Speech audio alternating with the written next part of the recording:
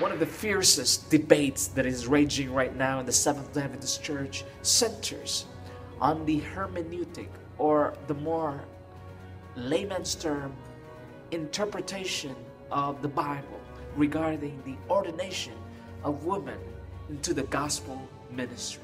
This is one of the most passionate discussions in the history of the church in its 60th General Conference session, which will happen the first week of July and the first 2 weeks of July 2015. What is at stake, and who are those who are passionate about the discussion in the Seventh-day Adventist Church? There are those who are opposed passionately, and there are those who are for women's ordination passionately, and there are those people who are just waiting what will happen in the middle of this controversy that we are experiencing as a church today.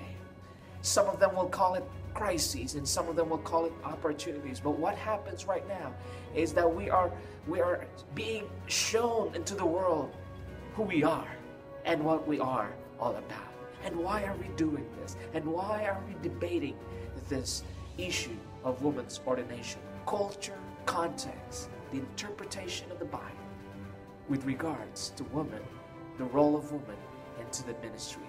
And for me today, friends, studying as one of the students here at Andrews University, I would like to just tell you that this is hurting the image of the church. But then again, this is necessary because this will allow God, this will allow those who are convicted to be converted. This will allow us to examine our soul within the church, what we really believe. And so God will eventually take control. No one is indispensable. There are people who will leave the church, as it has been in our history before. There will be people who will criticize the church, and it has been in our history before. But nevertheless, dearly beloved, to those of you who are tuning in, to those of you who are watching closely what will happen in Texas, may we be reminded that whatever happens to the church, God has been leading this movement through and through. Let us find ways and means that our faith will be strengthened in the controversy and battles that are raging on. May we continue to be a church that is founded in the Bible, that is founded in the Bible truth alone, and that we will be proclaimers of God's wonderful, wonderful message of hope, of love, of unity.